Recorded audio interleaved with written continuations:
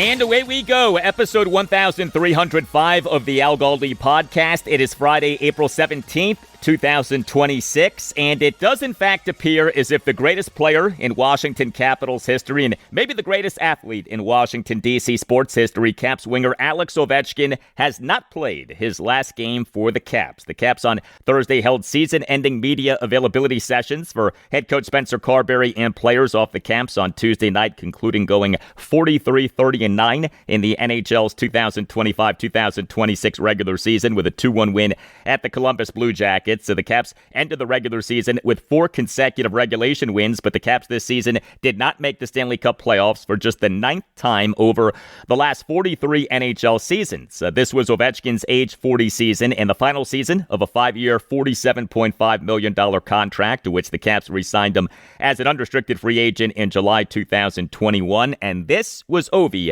on Thursday morning. I'm pretty sure it's not my last game. I hope it's not my last game against Columbus. And how I said, I have to make a decision, to see where we at. The team, family. Obviously, family gonna support me. My wife and kids, and kids already asked me Dad, are you staying or not? So you tell like everybody else. I tell them we'll see. Yeah, they're excited. They want me to come back because they love city, they love the team, they love the boys, and yeah. So, Alex Ovechkin, quote, "I'm pretty sure it's not my last game. I hope it's not my last game against Columbus," end quote. Nothing definitive, nothing official, but the biggest sign yet that he isn't retiring just yet. His recent actions and words had suggested that he would not be announcing his retirement this offseason. Now we have what he said on Thursday morning. Ovi for the 2025-2026 regular season had the following rankings on the Caps. Number 1 in goals, 32. Number 1 in points, 64. Number 3 in hits, 134. Number 6 among all Caps who each played in at least 35 games in 5-on-5 shot attempt percentage per NHL.com, 50.8. And he played in all 82 games. This guy can still play. I hope he's back for next season. I think he will be. Hello and welcome to this Friday installment of the Al Galdi podcast. Well, the Great Eight, Alex Ovechkin, far from the only prominent person in DC sports who did a press conference on Thursday. So, as mentioned, the Caps on Thursday held season-ending media availability sessions for head coach Spencer Carberry and players. The Washington Wizards, they on Thursday morning held a season-ending press conference for general manager Will Dawkins, who said that he expects the team to retain Brian Keefe as head coach. And the Washington Commanders, they on Thursday afternoon held a pre-draft press conference for general manager Adam Peters and assistant general manager Lance Newmark. The 2026 NFL draft will take place from this Thursday, April 23rd through Saturday, April 25th. Will take place in Pittsburgh. Next segment, reaction to and analysis of the best of what Peters had to say. He did the overwhelming majority of the speaking. Among the topics that we'll discuss, the predictability of what will happen before Washington's number 7 overall pick, the pressure on Peters to get the pick right, the issue of positional value, the likelihood of Washington trading down from 7, praise for the team's football solutions department, and Peters being a big fan of Washington's new uniforms. So all of that and much more next segment. And also on the show, I'll talk Washington Nationals and Baltimore Orioles. The Nats, they concluded a 5-2 road trip with a wild 8-7, 10-inning win at the Pittsburgh Pirates on Thursday afternoon for a split of a 4-game series. The O's, they lost their 3rd consecutive game, a 4-2 loss at the Cleveland Guardians on Thursday evening in a game in which the O's got no hit for 8 innings. You can hit me up on X at Al Galdi. You can email me the Al Galdi podcast at yahoo.com. Feedback on the Washington Commanders' new uniforms that the team announced on Wednesday morning. I've received a lot of feedback from people angry at the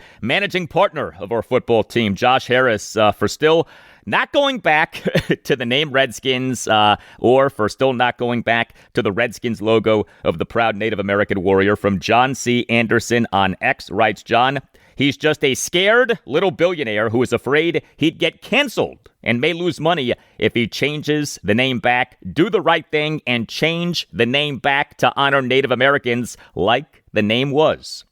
Thank you for that, John. From Skins Draft on X, writes Skins Draft, the anchor of any brand is its name and logo. You can't claim to be doing all you can when you continue to patronize fans. Even after we were willing to compromise, the team failed to change the name and logo. The team will find out soon enough that what was done isn't nearly enough. Thank you for that, Skins Draft.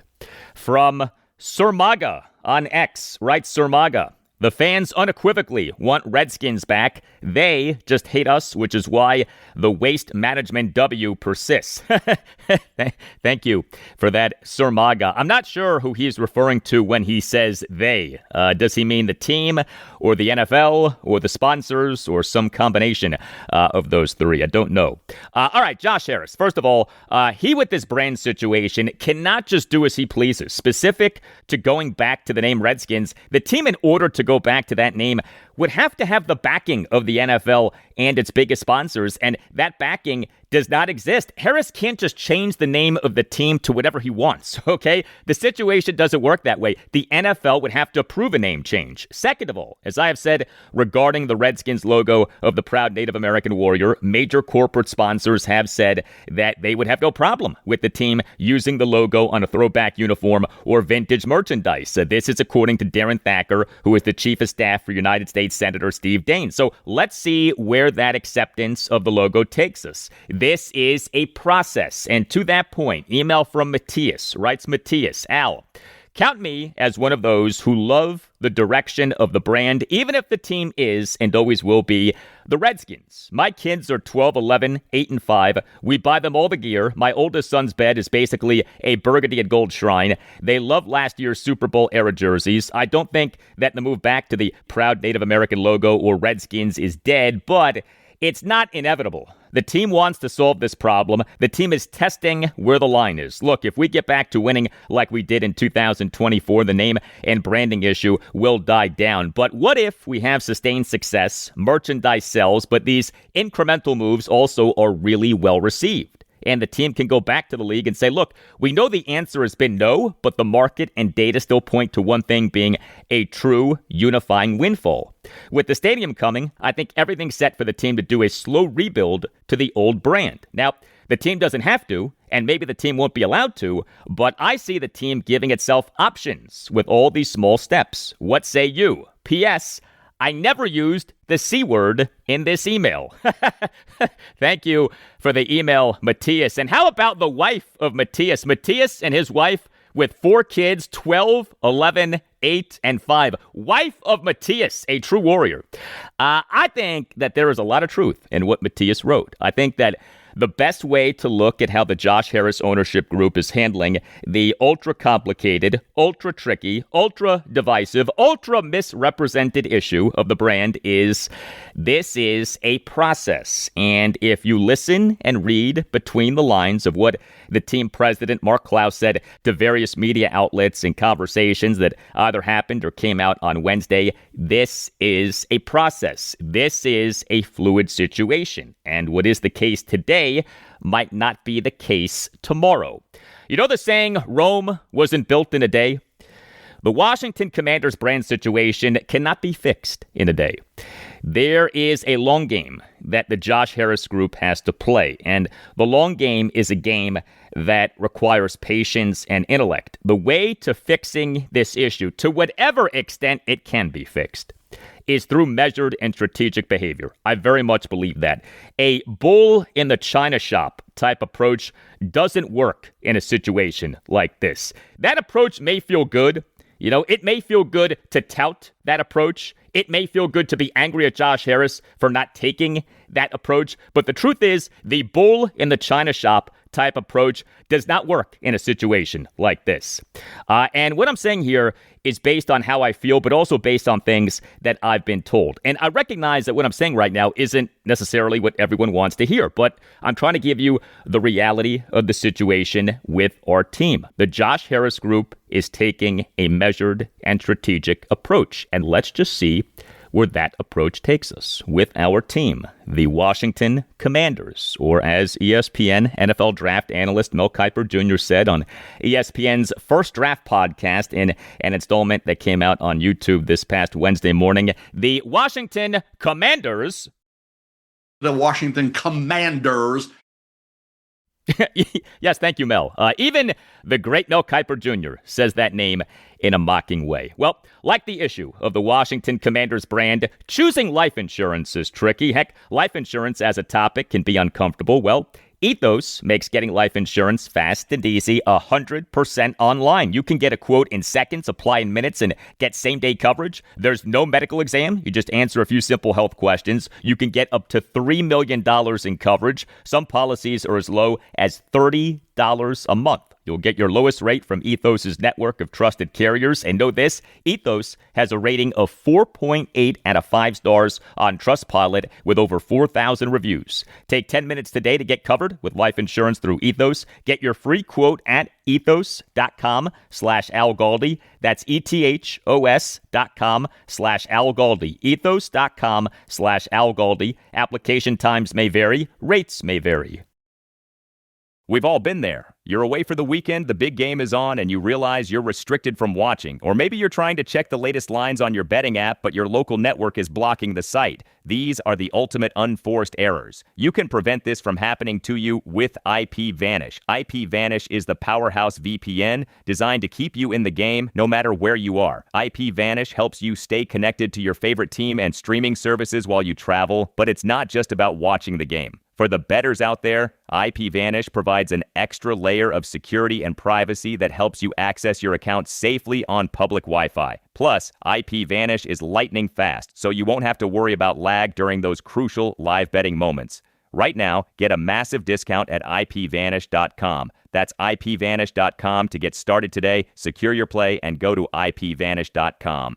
Big thanks to our sponsor, BetterHelp, for partnering with us for this important conversation about mental health. This is Steve Smith here, former NFL wide receiver and host of the 89 show on YouTube. So having a counselor and working with BetterHelp, that gives you an opportunity to really start to unpack. But people don't understand, when you unpack things, you also open up a box that you're not always sure what's inside. So I think that's why seeing a professional is extremely important. If you need someone to open up to, visit BetterHelp. That's betterhelp.com/89 to get started.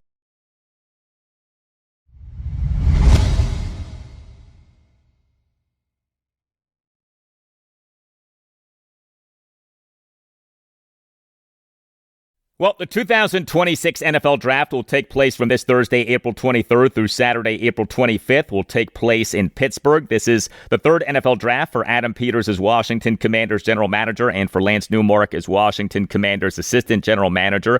Here are the picks that our team has made with Peters and Newmark. The 2024 NFL Draft, number 2 overall pick, quarterback Jaden Daniels. 3 second-round picks, interior defensive lineman Johnny Newton, cornerback Mikey Sainristil, and tight end Ben Sinnott. 2 third-round picks, offensive lineman Brandon Coleman and receiver Luke McCaffrey. 2 fifth-round picks, linebackers Jordan McGee and Dominique Hampton, and a 7th-round pick, edge defender Javonte Jean-Baptiste. The 2025 NFL Draft, number 29 overall pick, right tackle Josh Connerly Jr. 2nd-round pick, quarterback Trey Amos. 4th-round pick, receiver Jalen Lane. 6th-round pick, linebacker Kane Madrano. 7th-round pick, running back Ja'Cory Krosky Merritt. Washington in the 2026 NFL Draft has the following picks: a first-round pick, the number 7 overall pick, a 3rd-round pick, the number 71 overall pick, a 5th-round pick, the number 147 overall pick, a 6th-round pick, the number 187 overall pick, another 6th-round pick, the number 209 overall pick, and a 7th-round pick, the number 223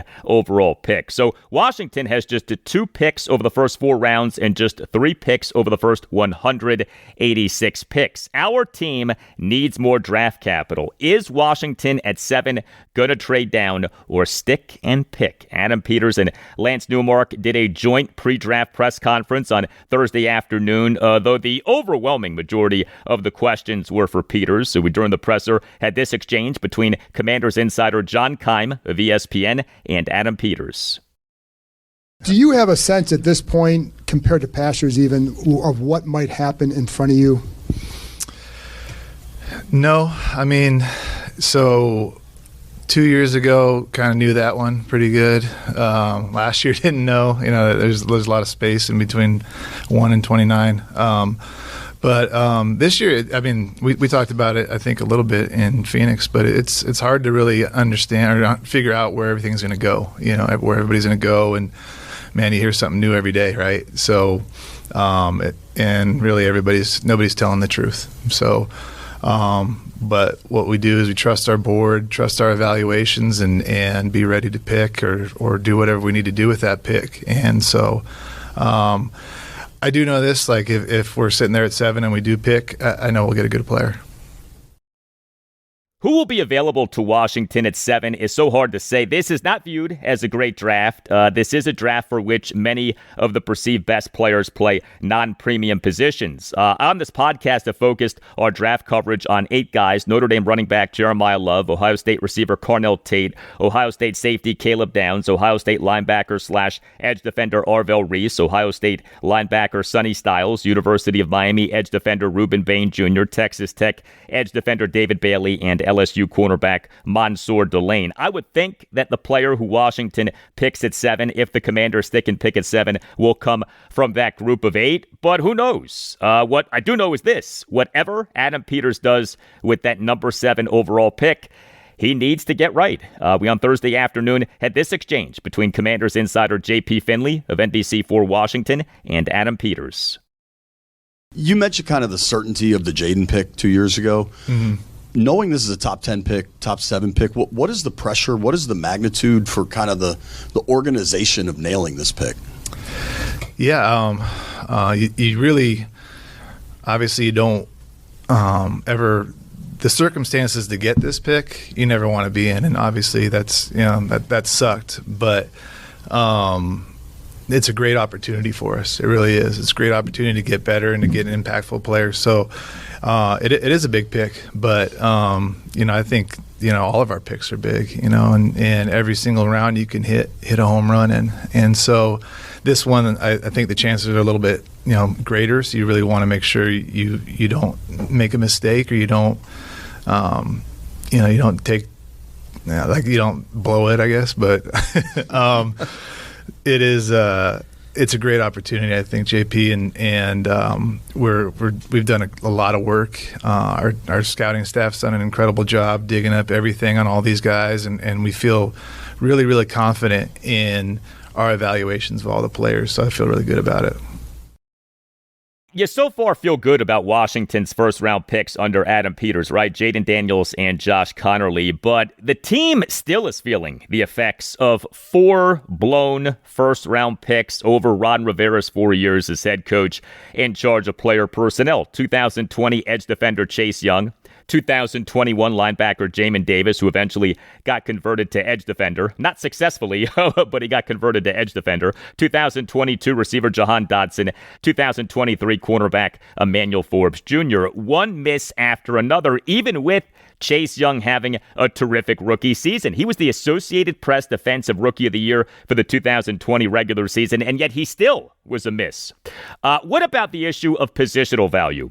The perceived premium positions are quarterback, offensive tackle, receiver, edge defender, and cornerback. The perceived non-premium positions are center guard, running back, tight end, interior defensive lineman, linebacker, safety, kicker, punter, and long snapper. But I say perceived because there is wiggle room with some of these positions. Center and interior defensive linemen, for instance, are gaining in positional value. We on Thursday afternoon had this exchange between Commanders insider Liam Griffin of the Washington Times and Adam Peters. Adam, I'm curious, we talk about positional value every year when it comes to the draft. Does the calculus on that change for you guys when you're picking at 7 as opposed to picking at 29? No, I think just finding the best player that can help your team the most, and regardless of position, I think, and I think that applies kind of everywhere. So every position, everywhere you're in the draft. So I don't want to you just get too deep into positional value. You kind of get lost in who's going to really be able to help your team. And that is a fair point by Adam Peters. So some more on this issue of positional value. We on Thursday afternoon had this exchange between Tashawn Reed, who this past season covered the Commanders for the Washington Post, and Adam Peters. This is a question kind of for both of you. I know that it's always best player available wherever you're picking, but when you have large gaps between picks, like you're picking at 7th and then wherever you guys pick after that on day 2, if there's a position maybe that you don't feel as strong about the depth, does that factor in at all? Let's say, I'm just going to name a position. Let's say I don't think the receiver class is that deep, so we should, if we feel really good about this one at 7, we shouldn't try to wait until the 3rd round. How do you factor in those types of things into what you do at an individual pick? Yeah, I think sometimes you overthink that, especially when you're picking at 7. You're trying to worry about the next pick. Just kind of get that right, and then see what comes next. It is a long wait. It really sucks because all these good players go off the board, and you're like, come on, it takes forever. But we want to get that pick right, and then so I don't want to overthink it and try to kind of play 3D chess and hope that, because you never know what's going to happen. And so really nail that pick, get the right guy for our team, and then see what comes next. I like Adam Peters making a 3D chess reference. Let Adam cook. 3D chess. I was hoping that Lance Newmark at some point during the press conference would say, let Adam cook. Newmark did not do that. As I have been saying, my ideal scenario for Washington at 7 is the Commanders trading down for picks to replenish the team's diminished draft capital. I don't know how realistic that is, but that is what I most want. We on Thursday afternoon had this exchange between John Keim and Adam Peters, and then you'll hear a follow-up exchange between Commanders insider Nikki Javala of The Athletic and Peters.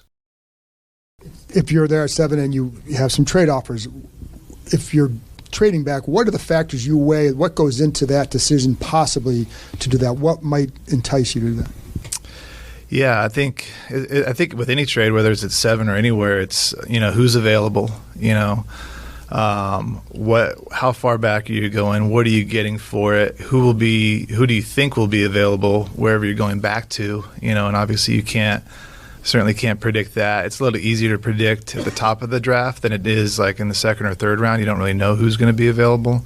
There's a lot more variance at that point, but all those things that factor in, and just if there's someone like last year, we got a lot of offers when we picked Josh, and there's a lot of offers, but we said before the draft, if Josh is there, we're going to pick him, and certainly happy we did that, and so that's a window into kind of how we look at it. But if that wasn't the case, then we would have weighed all those other things that I just talked about. I know you said at owners' meetings that you didn't anticipate a ton of trades just because you always need somebody to move up, and there's not that same level of quarterback class this year. Do you anticipate picking at 7 at this point? Yeah, certainly have to be ready to do that.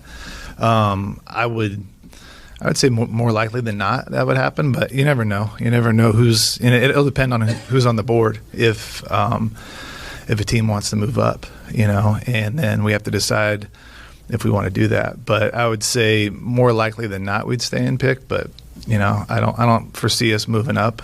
But moving back just depends on the circumstances. But we're not I don't want to say we're not actively trying to move back. We're always assessing our options and making sure we're ready, and then understanding who's going to be there at certain positions and certain spots, towards the middle to the later part of the first round. But and just being prepared for that, but not really actively trying to get out of that at all. And it stood out that Adam Peters said, quote, we're not actively trying to move back, end quote. That does contradict what NFL insider Albert Breer of the MMQB reported this week. He, in a piece that came out on Monday morning, had the following, quote, count the Cardinals, Titans, Giants, Browns, and Commanders among those already looking at trying to drop down in the order to accumulate capital. The problem for those 5 is finding teams to move up, end quote. So Either Adam Peters is lying or Albert Breer is guilty of fake news. The most notable draft trade by Adam Peters as Washington GM was an intra-division trade. The Commanders on Friday night, April 26, 2024, traded 3 picks, the team's 2024 second-round pick, the number 40 overall pick, a 2024 third-round pick, the number 78 overall pick, and a 2024 fifth-round pick, the number 152 overall pick, which was acquired from the Seattle Seahawks in the trading of quarterback Sam Howell. Washington traded those 3 picks to the Philadelphia Eagles for 2 2024 second-round picks, the numbers 50 and 53 overall picks, and a 2024 fifth-round pick, the number 161 overall pick. Washington, with those 3 picks, took the following guys: quarterback Mikey Sainristil, tight end Ben Sinnott, and linebacker Dominique Camden. The Eagles, with the number 40 overall pick, took quarterback Cooper DeJean, who has been really good for them. We still have hope for Sainristil and Sinnott, but Sainristil, of course, is coming off a really bad 2025 season, off an encouraging 2024 rookie season, and Sinnott just has not done much over his 2 NFL seasons. Hampton is long gone. Washington, last August 11th, announced having released him. We, on Thursday afternoon, had this exchange between J.P. Finley and Adam Peters. We've seen you make division trades within the division. How, if at all, does that change with a top 10 pick? If Dallas calls or Philly calls, does that impact it at all? No, I don't think it impacts it at all. Obviously, I think there's more scrutiny with that, but it certainly doesn't change. The thought process is always, is this the right decision for our team? And if that's the case, then we'll do it. And it doesn't really matter what the team is. We got to beat them on Sundays and Mondays and Wednesdays and Thursdays and Fridays, regardless. So, to me, that doesn't make a huge difference there. It's just whatever is best for our team. And I agree with that approach. Now, the trade with the Eagles right now does not look too good. That is true. But who Peters took could look better at the end of the 2026 season. Like, we still have a ways to go before passing final definitive judgment on his 2024 NFL draft class. Something that especially stood out to me from Adam Peters during this press conference on Thursday afternoon was him praising Washington's football solutions department. Now, Peters praised a good number of people, but he started the praise by praising Washington's football solutions department. This was Peters during the opening statement of the press conference on Thursday afternoon. In terms of, I just want to highlight a few people that, I think everybody has done a great job, but a few people have really, stood out. And I think I'll start with our football solutions team. Those guys, they're developers. They make the whole thing go, the whole computer system. It's amazing. It's just grown by leaps and bounds in the last couple of years since we've been here. But Sinu Gayatri, Reese, and Mark, I just want to thank those guys and continued good work. And we're going to be really, really good. We're already really good, and we're going to be really good in that department as we continue to go. And then with Tim Gribble leaving, left a void that it's a tough time of year to do that, losing your college director. But I just want to thank some of the folks in our building that really stepped up. David Blackburn, Scott Fitterer, Cody Shade. I did a really nice job with our draft meetings, taking up a heavy load there. And this fine gentleman to my right here, Lance, really just thank you guys for all that.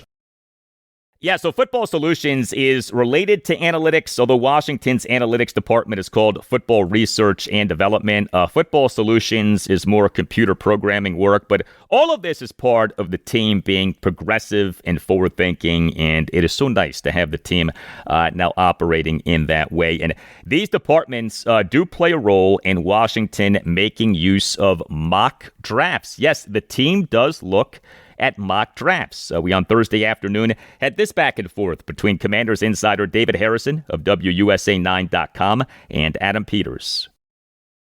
Adam, what kind of, or how much can you share, I guess, of the type of wargaming that you guys do in the organization as you prepare for the draft? Wargaming? Yeah, we call it mock draft. Okay.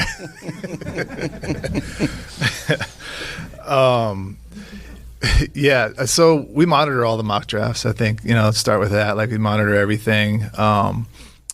the folks I talked about earlier, seeing him and his team, and then our R&D department does a great job of really getting all that stuff into our system, and so we can kind of have an idea of where guys are getting mocked, where guys are seen around the league, to the media, to the draft experts in the media, and that gives you an idea kind of where people are thought of publicly, which a lot of times is different than what it looks like in your building. So it kind of gives you a different perspective, so you're not so biased that you have a guy too low or too high. You kind of understand where maybe the league or others think of him. So we use all that information, and it keeps getting better and better. The guys are doing a great job of putting that together. And then, in terms of our mock drafts, we'll run a lot of simulations. We'll run a lot of simulated trades. If this happens, then what do we do? If this team calls, what do we do? What does that look like? Do we want to do that? Do we want to go back that far? Who's going to be there and all that? So all that stuff really starts happening right now, David. It's just we finished the draft meetings, and now it's the scenarios and those types of things. So that's what we'll shift to. And but yeah, that happens a lot. It's a good question. Who does Adam Peters especially trust as a mock draft person? I'd love to know the answer to that. Speaking of trust, this time of year in the NFL is known as lying season, right? You likely have heard that phrase at some point, lying season. All kinds of misinformation and subterfuge and fake news as teams try to throw each other off regarding the NFL draft. We on Thursday afternoon had this exchange between Les Carpenter of the Washington Post and Adam Peters. You were talking before, people don't always tell the truth this time of year, what they call it the lying season or whatever.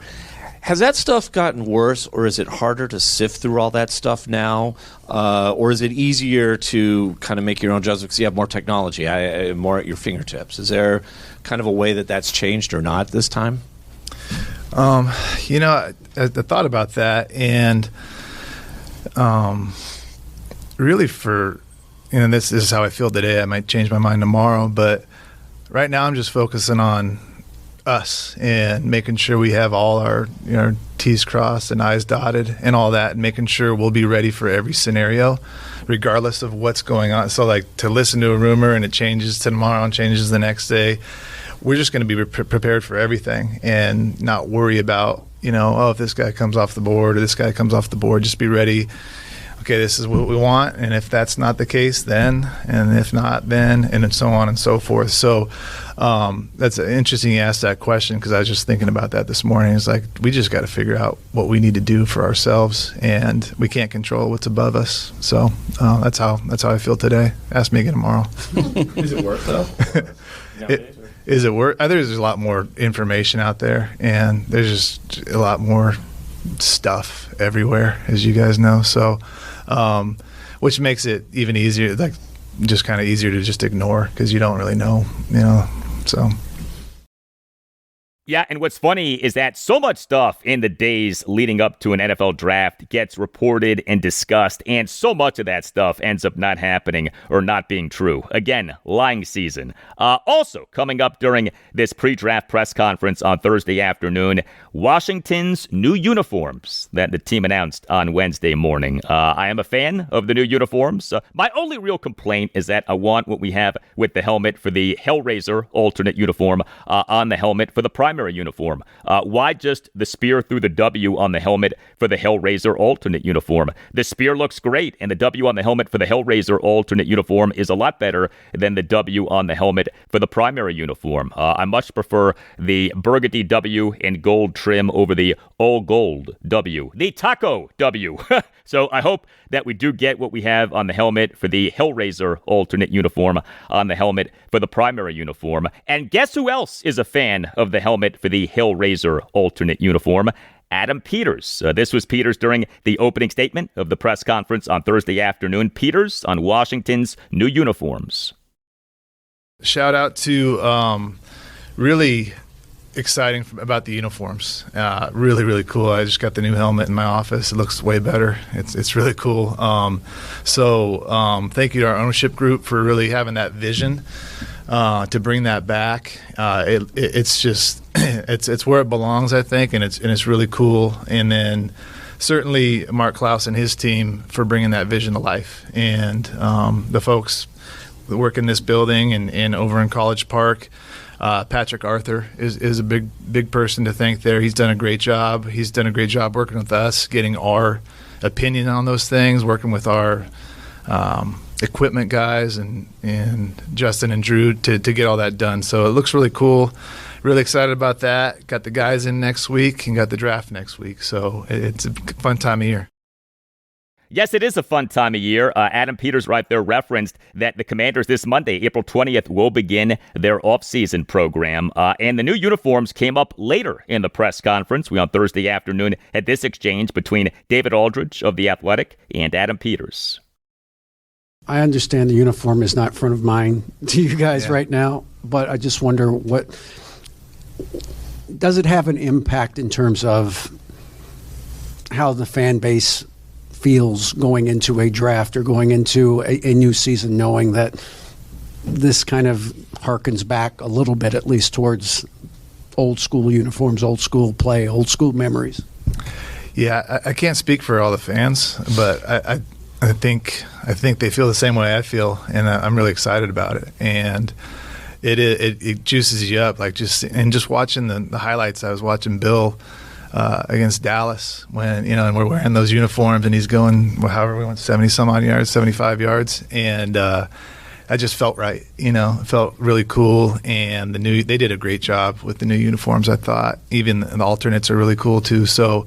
I can't imagine that the fans aren't juiced up. I was really pumped up to wear those last year for those 3 or 4 games, and I think it's a step in the right direction. And our ownership group and business side keeps hitting the right notes on that, and it's really cool. So I can tell you, I feel really great about it and really excited. I love looking at this helmet. It's really a lot better than the last one. You mentioned the old ones of my kids. I was like, you guys can have these. So how about that from Adam Peters? Ripping the helmet for Washington's previous primary uniform. Good for him. Hey, if you have a case, contact Chris Nace. Contact the Nace Law Group, Accident and Injury Lawyers. If you feel that you've been wronged, if you think that you've been wronged but aren't sure, contact the Nace Law Group, Accident and Injury Lawyers, and mention that Al Galdi sent you. You could call 202-902-7611. You could also visit WashingtonDCInjuryLawyers.com and submit for a free, no-obligation case review. The Nace Law Group, it features compassionate lawyers and zealous advocates for its clients. Led by the great Chris Nace and founded in 1979, the Nace Law Group is a Washington, D.C.-based family law firm that handles medical malpractice, personal injury, birth injury, legal malpractice, and consumer protection cases, offering aggressive advocacy for victims in Washington, D.C. and West Virginia. The Nace Law Group is outstanding. It will fight for you and your family. The Nace Law Group has recovered millions of dollars for the sick and injured. If you have a case, contact the Nace Law Group. We always hope that all is well with you, but if you have an issue, if you have concerns, contact the Nace Law Group. Call 202-902-7611 or visit WashingtonDCInjuryLawyers.com and tell the Nace Law Group that Al Galdi sent you. The Nace Law Group, Accident and Injury Lawyers.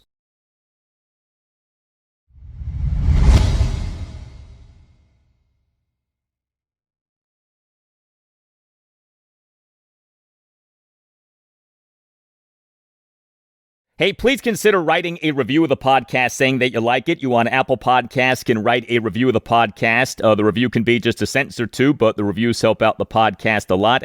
Thank you for doing them. So, the Washington Nationals just concluded a 5-2 road trip. Not bad for a team that has restarted a rebuild, right? An 8-7, 10-inning win at the Pittsburgh Pirates on Thursday afternoon for a split of a 4-game series. This was a crazy game, a game in which the Nats blew a 4-0 fifth-inning lead, overcame a 6-5 seventh-inning deficit, and blew a 7-6 ninth-inning lead. The game took 3 hours and 30 minutes, but the Nats won. They, in MLB's 2026 regular season now, are 9 9-10, 8-5 on the road versus 1-5 at home. The Nats in this 8-7-10 inning win at the Pirates on Thursday afternoon were mostly good offensively. 8 runs, 10 hits, which were 3 doubles and 7 singles, 4 walks. The problem was that the Nats went just 1 for 14 with runners in scoring position. James Wood got the big hit. He is the Nats starting right fielder, and number 1 batter went 2 for 5 with an RBI single, another single, and a stolen base. Wood in the Nats' 1-run 10th had a 2-out RBI single into right field for an 8-7 Nats lead, and he had to steal a second base. James Wood for this regular season now has an OPS of .902. But the Nats in the top of the 9th with a 7-6 lead had the bases loaded with no outs but did not score, and that loomed large given that the Nats in the bottom of the 9th allowed a run. But another big aspect of this game was the sloppiness, especially by the Pirates. The Pirates committed 4 errors and issued 3 hit-by pitches and a wild pitch. The Nats in the top of the 5th scored 4 runs thanks in large part to some hideous defense by the Pirates. The Nats scored 3 runs on a 1-out bases-loaded throwing error by Pirates shortstop Connor Griffin, who in fielding an opposite field grounder by Luis Garcia Jr. spiked an attempted throw to first base off failing to get the force out at second base, where Nasim Nunez incredibly beat Griffin to the bag. The ball off the spike throw went deep into right field territory, and then moments later, Garcia induced a throwing error by the Pirates starting pitcher Braxton Ashcraft on a pickoff attempt at second base, resulting in Garcia registering a steal of third base and scoring for a 4-0 Nats lead. 3 of the 4 runs allowed by Ashcraft in that inning were unearned. Also, with the Nats offense, another good game for C.J. Abrams. He got on base 4 times. He is the Nats starting shortstop and number 5 batter. Went 1 for 2 with a single, 2 walks, and a hit by pitch. C.J. Abrams for this regular season now has an OPS of 1,191. We had another instance of successful pinch hitting by Nats manager Blake Butera. Joey Weimer, he in the Nats' 1-run 6th, had a pinch 2-out opposite field RBI double to right field for a 5-4 Nats lead. The Nats for this regular season now have a pinch hitting OPS of 809. The man for whom Weimer pinch hit, Drew Millis, he is the Nats starting catcher and number 8 batter, went 2 for 2 with a double and a single. Dalen Lyle, he is the Nats starting left fielder and number 4 batter, went 2 for 5 with 2 singles. So yes, just 1 for 14 with runners in scoring position, but overall, another good offensive game by the Nats. They have scored at least 5 runs in 14 of 19 games. The Nats starting pitcher in this 8-7-10 inning win at the Pirates on Thursday afternoon was Foster Griffin, who was good until he was not good. He allowed 4 runs in 5 1/3 innings. He gave up 8 hits, which were a home run, a double, and 6 singles. He did have 7 strikeouts versus 1 walk, and he did throw a lot of strikes as he over 89 pitches threw 60 strikes versus just 29 balls. And all 4 of the runs that Griffin allowed came in the bottom of the 5th, during which he gave up a 2-out RBI double by O'Neal Cruz to right field to cut the Nats lead to 4-1, and then gave up a 2-out 3-run homer by Marcell Ozuna to left field to tie the game at 4. The homer went a projected 423 feet per Statcast. But Griffin, with the exception of the bottom of the 5th, was good. He, the first 2 times through the Pirates lineup, was good. The 3rd time through the order penalty struck Foster Griffin in this game. But he overall is doing a nice job for the Nats. Griffin over 4 starts in this regular season, ERA of 3.05, whip of 1.26, strikeouts per 9 innings of 8.27, and the Nats relief pitching in this 8-7-10 inning win at the Pirates on Thursday afternoon. Another wild ride. 6 Nats relievers combined to allow 3 runs in 4 2/3 innings. Paxton Schultz officially allowed 2 runs in 1/3 of an inning. He and the Pirates' 2-run 6th faced 3 batters but got just 1 out, including giving up a 1-out RBI triple by Connor Griffin off the center field wall to tie the game at 5. PJ Poulin officially tossed 2/3 of a scoreless inning. He got 2 outs, but he over the 3 batters he faced gave up 2 singles, including a 2-out opposite field RBI single by Nick Gonzalez for a 6-5 Pirates lead, though Gonzalez got thrown out in his attempt to advance to second base to end the bottom of the 6th. So also on the play was right fielder James Wood bobbling the ball in right field, though he did get credit for an outfield assist. Gus Varland was good. He tossed 2/3 of a perfect inning. He in the bottom of the 7th faced 2 batters and got 2 outs. Sino Perez was good. He tossed the scoreless bottom of the 8th with 2 strikeouts. strikeouts, but Clayton Beeter allowed 1 run in 1 inning for a blown save in the bottom of the 9th, although he ultimately got the win, which shows you how ridiculous of a stat that is. But Beeter issued a leadoff walk of Jake Mangum, who then had a steal of second base. Beeter then issued a hit by pitch of the former Baltimore Oriole, Ryan O'Hearn, despite Beeter having had O'Hearn down in the count at 1.12. Beeter issued a 2-out 5-pitch walk in Nick York. Beeter then gave up a 2-out bases-loaded RBI infield single by University of Maryland product Brandon Lau up the middle on a 1-2 pitch to tie the game at 7. Although, and this was big, O'Neal Cruz did not score on the play, which should have been a walk-off 2-run single, and that proved to be costly as the Nats scored in the top of the 10th, and Orlando Revolta tossed a scoreless bottom of the 10th. This game was far from pretty, but this was a win for the Nats, a wild win for the Nats. Some transactions by the Nats. They on Thursday morning announced having acquired lefty reliever Richard Lovelady from the New York Mets in exchange for cash considerations, and announced having transferred reliever Ken Waldachuk to the 60-day injured list. So Richard Lovelady has bounced back and forth between the Mets and Nats for a while now. The Mets on January 22nd, 2026 designated Lovelady for assignment. The Nats on January 29th claimed Lovelady off waivers from the Mets. The Nats on March 10th designated Lovelady for assignment. The Mets on March 14th claimed Lovelady off waivers from the Nats.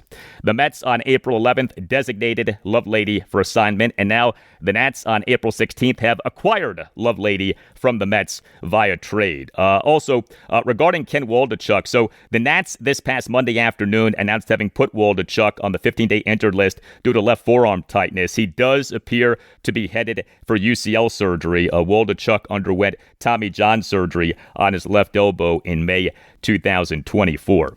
Next up for the Nats is a 7-game homestand beginning with a 3-game series against the San Francisco Giants at Nationals Park. Game 1 Friday evening at 6:45, Zach Littell will be the Nats starting pitcher. Game 2 Saturday afternoon at 4:05, Cade Cavalli will be the Nats starting pitcher. Game 3 Sunday afternoon at 1:35, Miles Michaelis will be the Nats starting pitcher.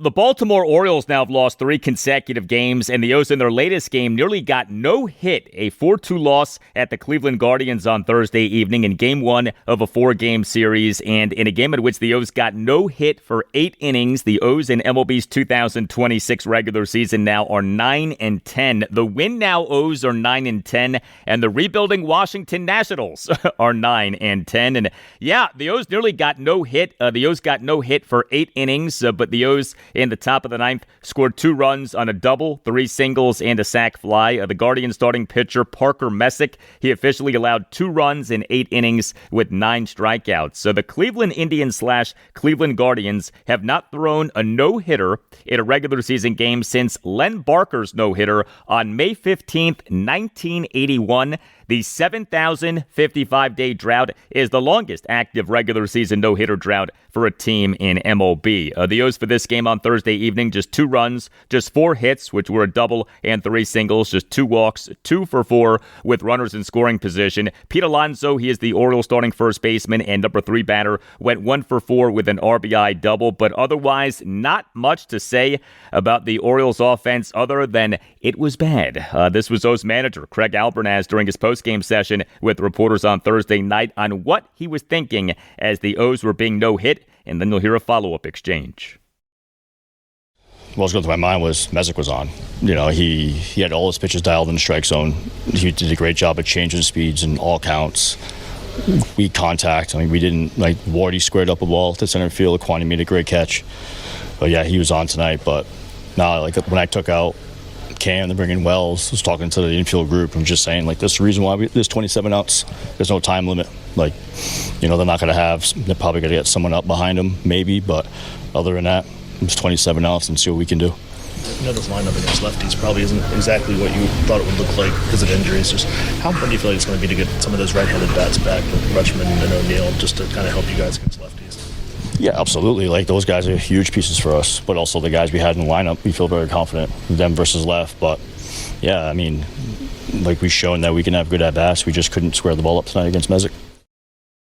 Yeah, the O's are missing a lot of key guys right now. This series marks the return of Craig Albernaz to Cleveland. The O's this past October 27th announced the hiring of Albernaz as manager. He spent the previous 2 seasons on the Guardians coaching staff. He was their bench coach for the 2024 season and was their associate manager for the 2025 season. The Guardians won the American League Central Division title for each of those regular seasons. The Orioles starting pitcher for this 4-2 loss at the Guardians on Thursday evening was Shane Baz. He had another disappointing outing. He allowed 4 runs in 6 innings. He gave up 6 hits, which were a home run, a double, and 4 singles. He issued 3 walks. He did record 6 strikeouts. He threw 99 pitches, 62 strikes, 37 balls. Baz, in the bottom of the first, allowed 2 runs. He sandwiched 2 one-out walks around a one-out first pitch 2-run homer by Jose Ramirez to right field for a 2-0 Guardians lead. Manager Craig Albernaz, pitching coach Drew French, and the Orioles head athletic trainer actually came out to check on Baz, but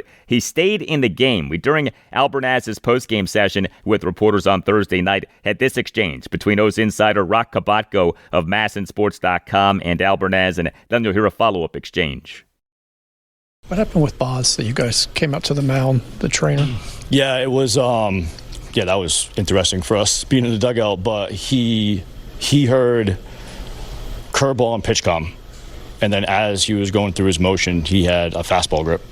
And then as he was about to throw it, he realized it was a curveball. So he just threw it. And that was kind of like the mix-up. Yeah. So that's why we went out there for obvious reasons. Just wanted to make sure that Baz was good. But thank God everything was fine. What did you think of his stuff tonight? Baz was great tonight. I mean, got us through 6, kept us in the game. I think the only pitch he would want back is the first pitch to Jose Ramirez. But other than that, I thought he looked great. Fastball had great life, curveball, cutter, got the changeup going a little bit, but no, he gave us 6 strong and kept us in the game.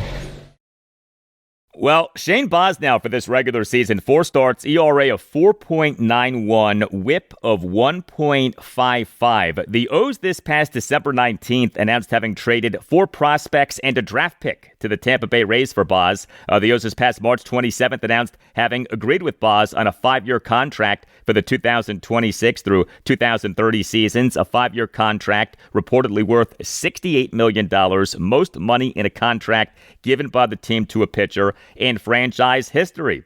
Baz needs to be better than what he has been over these 4 starts. A bright spot for the O's in this 4-2 loss at the Guardians on Thursday evening was the relief pitching. 2 Orioles relievers combined for 2 scoreless innings with 4 swinging strikeouts. Cameron Foster, he tossed 1 2/3 scoreless innings with 3 swinging strikeouts in his MLB regular season debut. Nice work by him. The O's on Thursday afternoon announced having recalled Foster from AAA Norfolk and announced having option catcher Maverick Hanley to AAA Norfolk. And Tyler Wells faced 1 batter and got 1 out, which was a swinging strikeout. Also, the O's on Thursday afternoon announced having traded minor league reliever Chase McDermott to the Los Angeles Dodgers for minor league starting pitcher Axel Perez. So the O's this past Saturday night announced having designated McDermott for assignment. The O's this weekend have the final 3 games of this 4-game series at the Guardians. Game 2, Friday evening at 6:10, Chris Bassett will be the Orioles starting pitcher. Game 3, Saturday evening at 6:10, Dean Kramer will be the Orioles starting pitcher. Game 4, Sunday afternoon at 1:40, Trevor Rogers will be the Orioles starting pitcher.